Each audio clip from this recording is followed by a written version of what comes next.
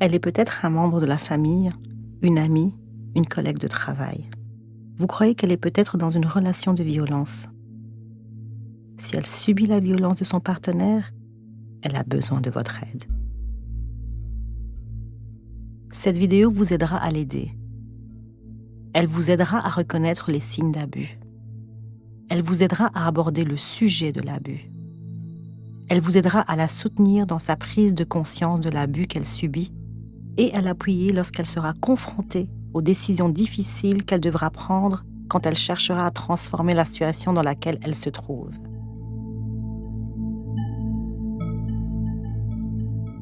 Il y a quelque chose chez elle qui vous laisse croire qu'elle vit peut-être de l'abus. Elle s'est peut-être confiée directement à vous, mais ceci serait inhabituel. Les femmes vivant dans une relation de violence sont souvent incapables de reconnaître l'état de leur relation ou hésitantes à en parler. Voici quelques indices qui peuvent vous aider à déterminer si elle est abusée mentalement, émotionnellement, physiquement, financièrement ou sexuellement. Elle a des ecchymoses, des marques ou des blessures inexplicables. Elle évite ses amis et sa famille. Elle a peur de provoquer la colère de son partenaire. Son partenaire semble extrêmement jaloux ou possessif. Elle invente des excuses pour justifier le comportement inapproprié de son partenaire. Son partenaire l'insulte en public. Elle est souvent malade. Elle a changé. Elle montre peut-être des signes de dépression ou d'anxiété.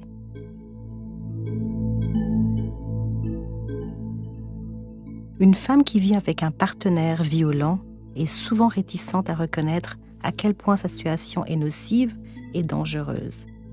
Voici quelques raisons qui expliquent cela. Elle croit que les choses vont s'améliorer. Elle a peur de ce que son partenaire ferait si elle le quittait. Elle en vient à croire qu'elle mérite d'être maltraitée.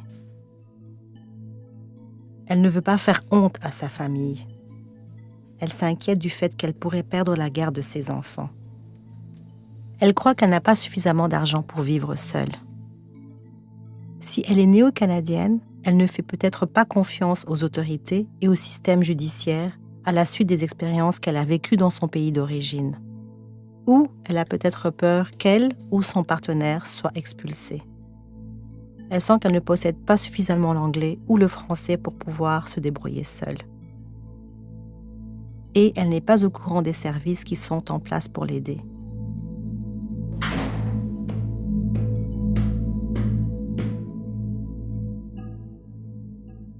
Au cours des ans, Jeannette a aidé un grand nombre de femmes à quitter leurs relations abusives. En tant que soutien, il est très important que vous soyez attentifs. Vous devez les encourager, les motiver pour leur estime personnelle et être compatissant envers eux. S'il s'agit d'un ami ou d'un proche, cela pourrait être émotionnellement difficile pour vous. Ainsi, vous pourriez aussi avoir besoin d'aide.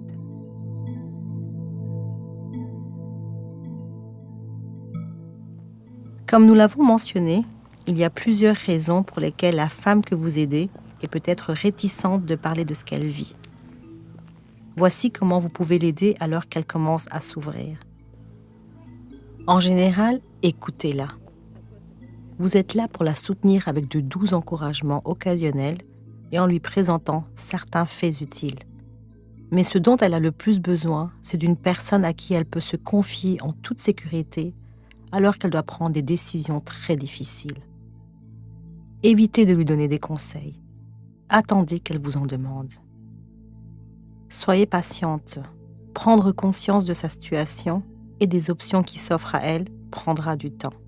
Et les choses peuvent prendre une tournure que vous ne souhaitiez pas ou n'anticipiez pas.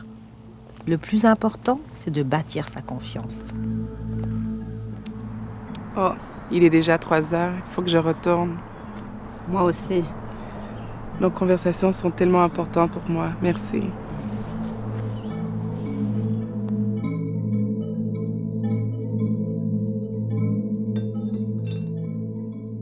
Le temps est venu pour vous de l'approcher et d'entamer une conversation sur sa situation. Fixez une heure et un endroit où vous ne serez pas interrompu et où vous pourrez parler librement. Votre résidence serait peut-être un bon choix. Si elle ne se sent pas à l'aise de sortir de chez elle, vous aurez peut-être à communiquer par téléphone ou Internet.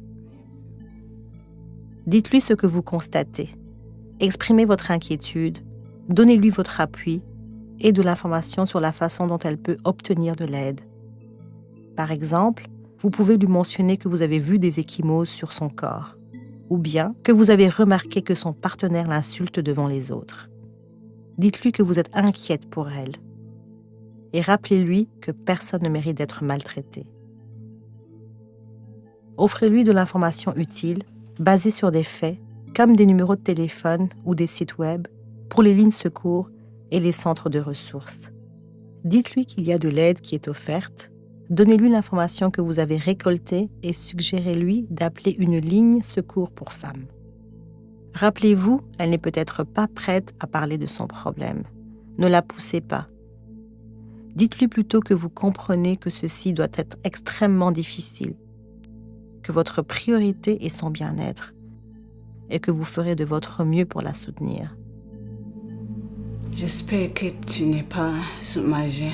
Je suis tellement inquiète. Je ne suis pas certaine de ce que je dois faire. Je dois y penser. Je suis ici si tu as besoin de moi.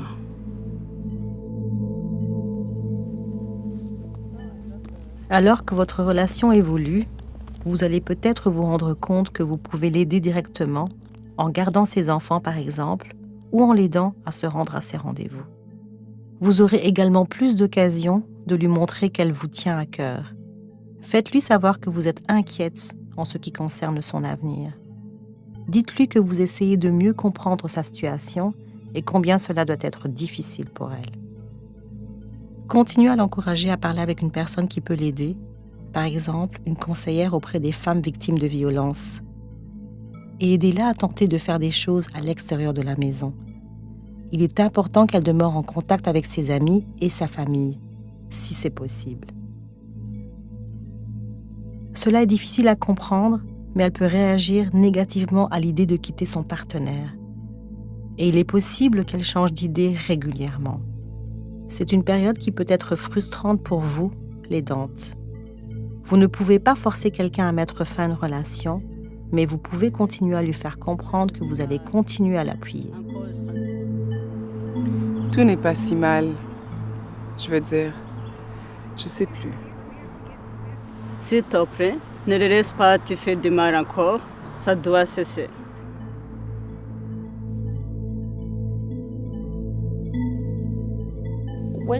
Quand vient le temps de quitter, cela pourrait être un peu dangereux. Elle peut changer sa décision.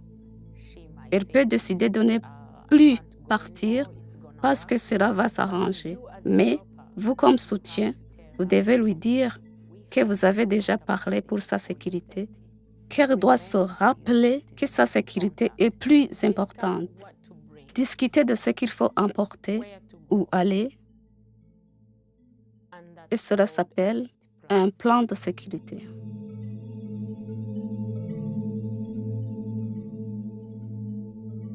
Le plan de sécurité est quelque chose sur lequel vous avez peut-être commencé à travailler dès le début de vos recherches. À un moment approprié, vous avez abordé le plan avec elle et vous avez continué à travailler dessus ensemble. C'est bien de l'encourager à parler des différentes étapes de son plan. Cela l'aide à savoir ce qu'elle doit faire si son partenaire abuse encore d'elle. Et cela l'aide aussi à se sentir plus indépendante, assurée et préparée lorsqu'elle décidera de mettre fin à la relation. Une des étapes du plan de sécurité est de réunir ses documents importants et ses objets de valeur et de les mettre dans un endroit sécuritaire à l'extérieur de sa résidence. Vous vous serez entendu sur un mot « sécurité », un code qu'elle peut utiliser pour vous faire savoir qu'elle est en danger sans que son partenaire ne le sache. Votre plan peut aussi comprendre une entente qui désigne un endroit où vous pouvez la rencontrer si elle doit partir rapidement.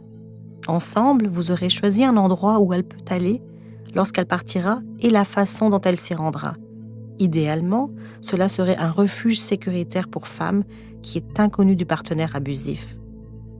Le plan de sécurité inclut également d'avoir des vêtements et des articles personnels prêts pour le début de sa nouvelle vie. Je pensais que tu es prête. Je sais pas si je suis prête, mais au moins je suis préparée pour quelque chose.